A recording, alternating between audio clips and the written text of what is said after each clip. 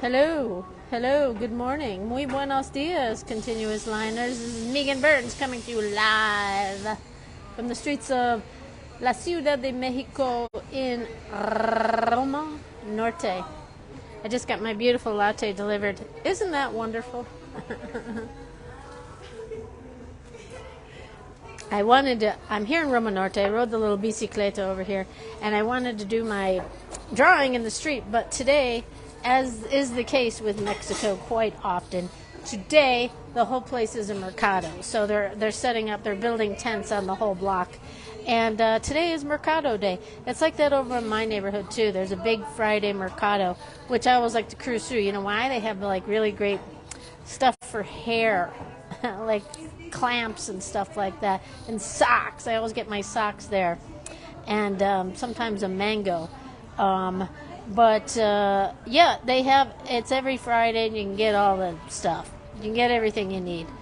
Cleaning supplies, scrubbies, meat, fish. The butchers are there in the street cutting.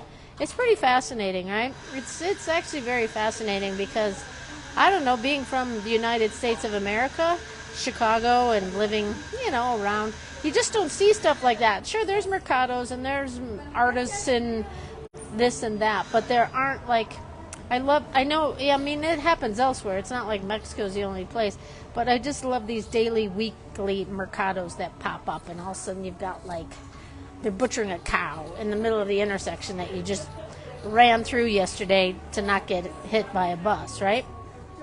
And then at the end of the day, it'll all be cleaned and empty and back to like traffic running over people.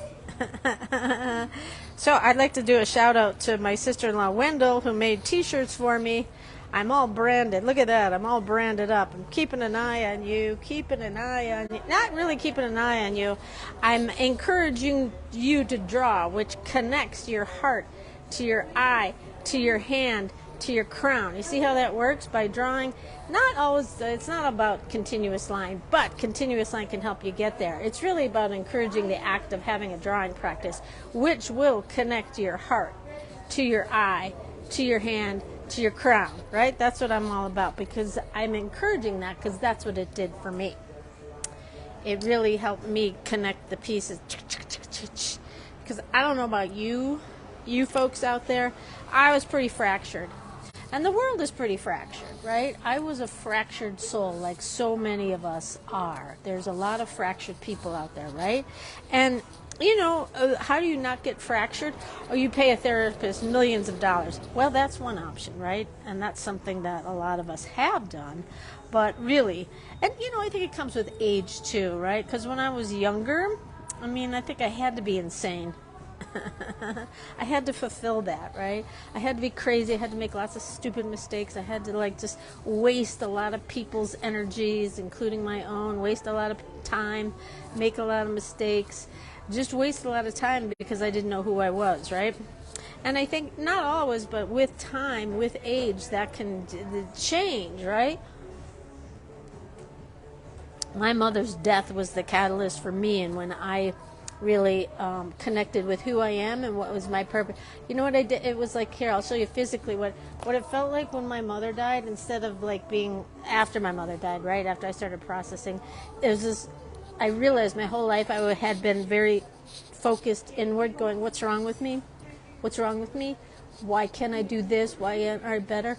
And then something about my mother's death made my head lift up and look to the horizon and go, what am I going to do with the time I have left?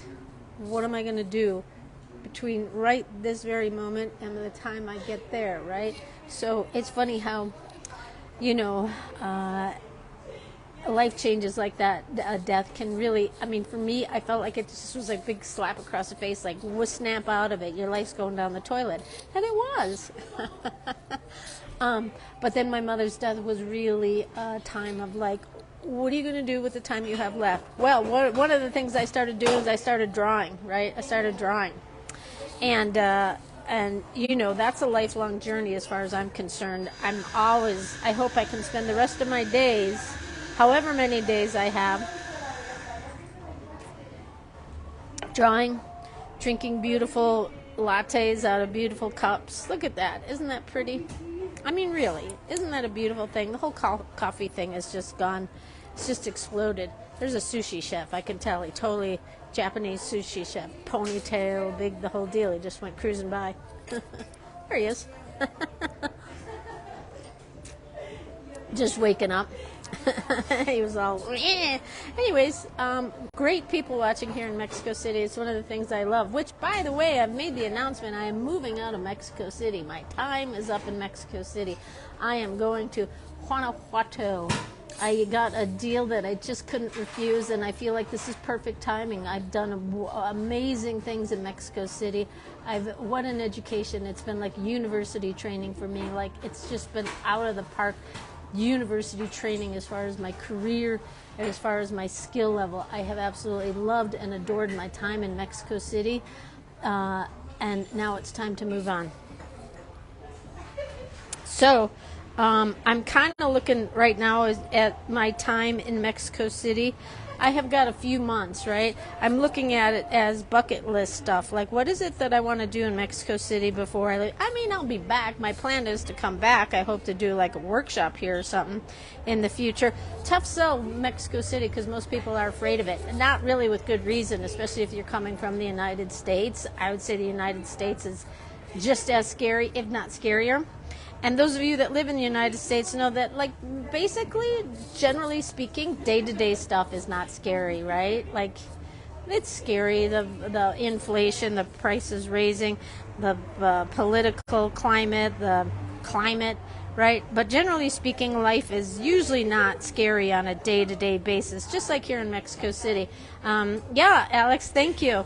I'm pretty excited to be moving to Guanajuato, right? And so, I mean, people do have a lot of fear about Mexico City, and I was hoping to show through my workshops and through my time here that it's really not scary. It's just like any other city. You just prepare and you be alert and you enjoy everything all the culture and art that it has to offer. Mexico City is like top notch when it comes to culture and museums and just the whole arts and culture scene, right? Now, the people thing, that's been tough, right? It's not very, it's not like a very socially, you know, the people here are quite closed, right? And I get it. It's part of their culture. Why should they welcome me? Well, like, why should anyone trust me? Look at the color of my hair. Look where I'm from. Look at my people. Look where I'm from, right? Why should anyone trust me? It's not that blatantly racist by any means, but generally speaking, it's been a tough city to connect with. My neighbors have been wonderful. I've met some wonderful neighbors and stuff like that. But as far as like connecting socially, even networking, it's just tough, right? I mean, there's a lot of people coming here to work remotely, and that's sort of cringy because, I mean, I get it. I've been living in Mexico a long time. I'm not here for the, you know, the mimosas are half price compared to New York City.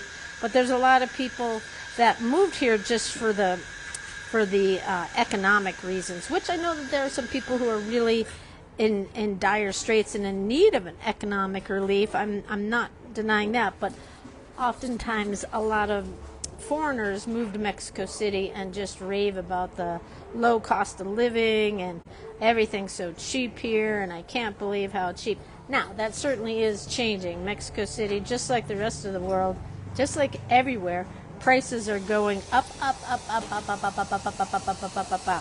right? And so, you know, my apartment that I had here in Mexico City, when I moved in, it was under $600, and now it's about $1,000. And I mean, generally speaking, for this area, that's not bad. A lot of people are sort of like, you can't get an apartment here under $1,000. You know, you can. I just had to hit the streets.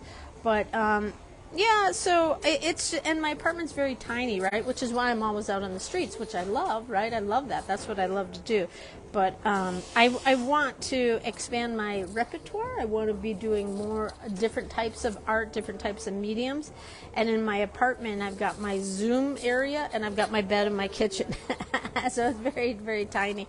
So I'm ready for some space. You know, and not having dogs here, it's totally broken my heart. And I'm like, I don't want to be here without a dog. I don't want to be here without a dog. Like this city should be, if you don't have friends, you got to have a dog. It's very much a city that should be experienced with a dog or with friends, right? So, I figure I'm going to go to Guanajuato and, I have some opportunities to expand my offerings there. I'll have more space to do my stuff, which I'm super excited about. I wasn't ready to move back to San Miguel. I love San Miguel. I have lots of friends there, but I'm not ready to be back in that snake pit. I really am not. I mean, wherever you go, there you are. I'm not trying to say it's all about San Miguel and that's the problem. Not at all. But there is a scene there, and it's, it's also kind of cutthroat in the way as far as prices, and, San Miguel is gotten very expensive, just like so many other places, right? And so I'm looking to sort of reduce my cost, expand my space, expand my offerings, and, become the next generation of an artist that I'm meant to be, right? And I want to have a sketching community. I don't have a sketch community here in Mexico City. The urban sketchers here, they're really not, they're a very closed group. They kind of like to just stay with their own. And I get it. Why should they trust me? Why should they look at me and go, oh, welcome?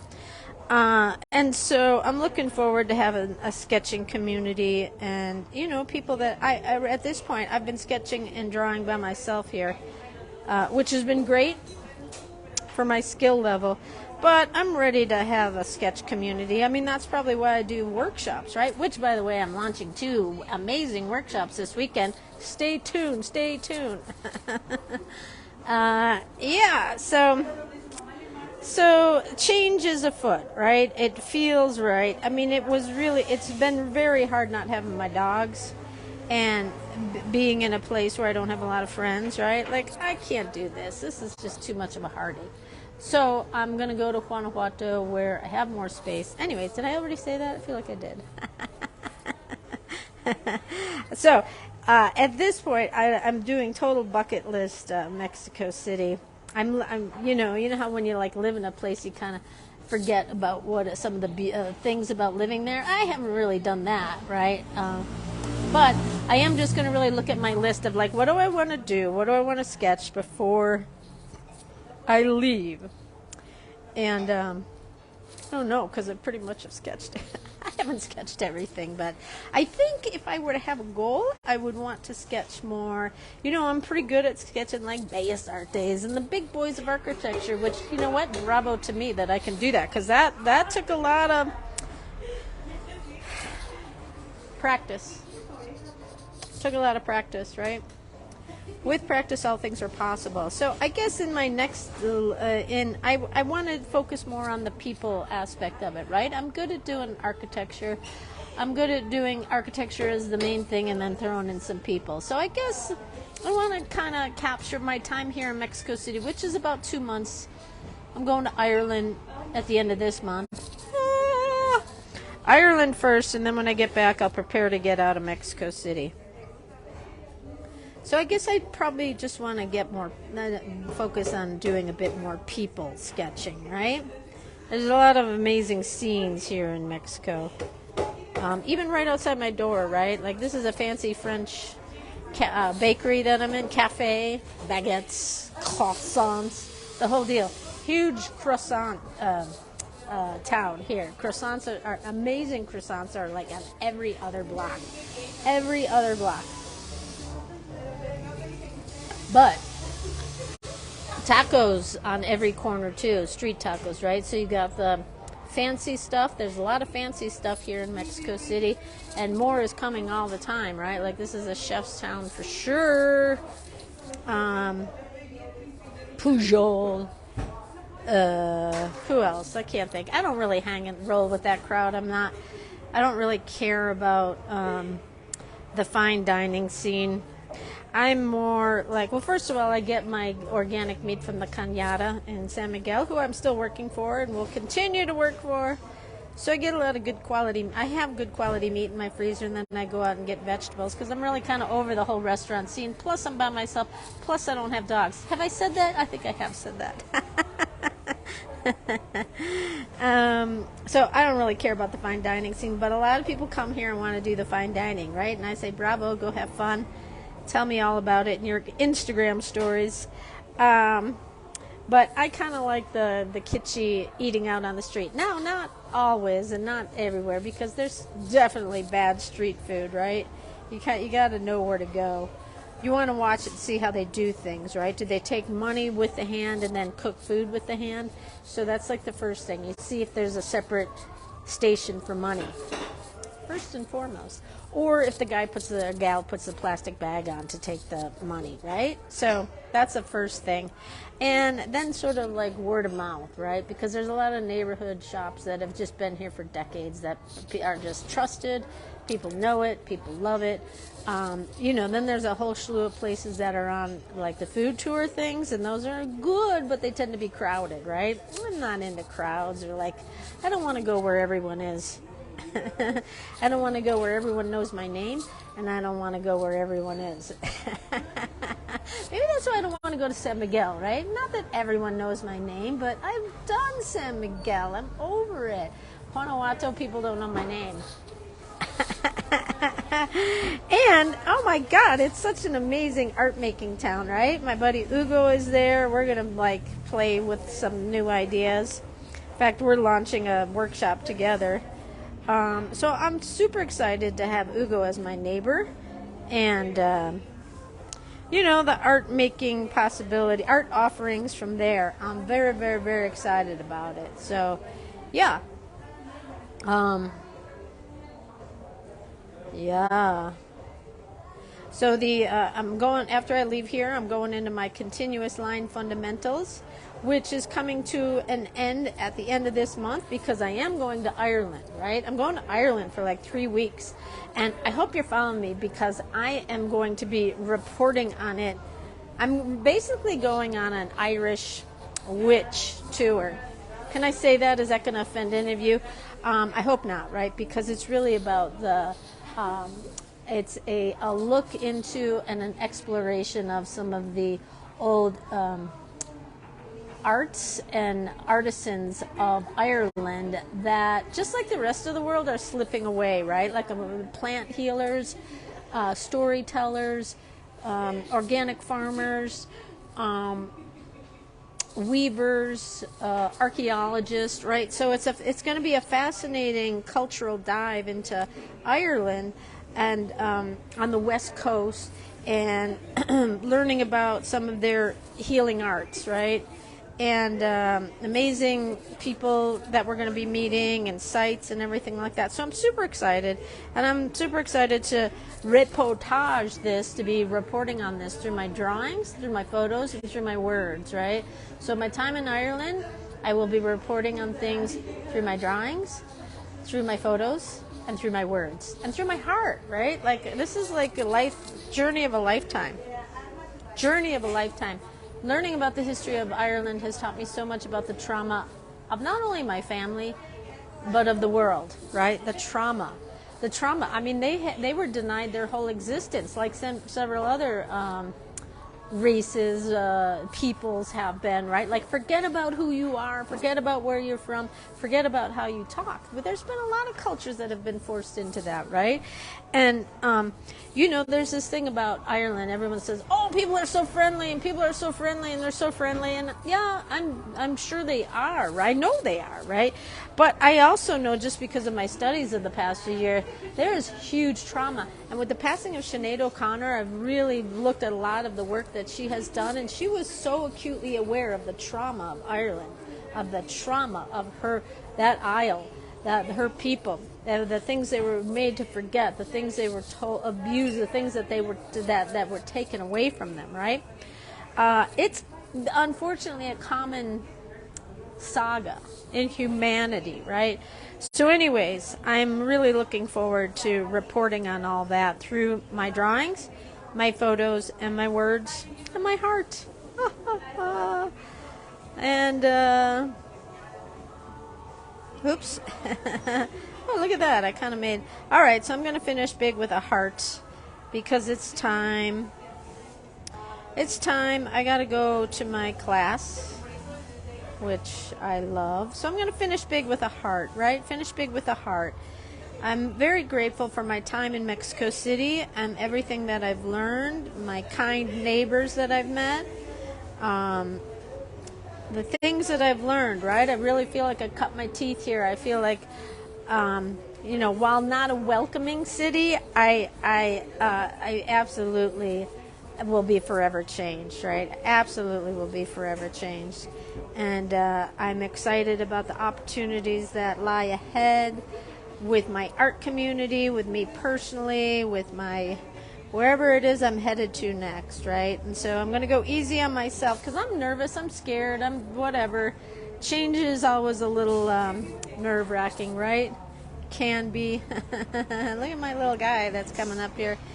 Yeah, so I'm super thrilled and delighted that so many of you have been a part of this community, have drawn with me.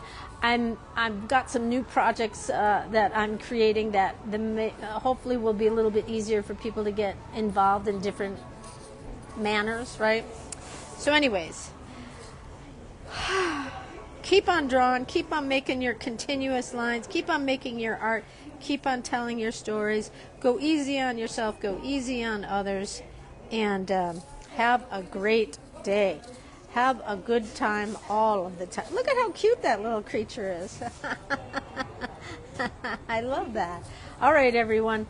Thanks for being here today. Thanks for listening. If you're listening, I appreciate those because, you know, when you see more than a 30-second, it seems like, right, like anyone who's doing a 30-minute video, like, are you out of your mind, right? Because anything that's more than, the research shows most people don't watch more than 11 seconds of a video. I've been spending the past 5 years creating 1-minute videos and crying because nobody watches them. I'm done with crying over social media. There's no more crying in social media, okay? No more crying in social media. There's only crying in real life, not in social media, okay? All right, everyone, have a great day. Go easy on yourself. Go easy on others.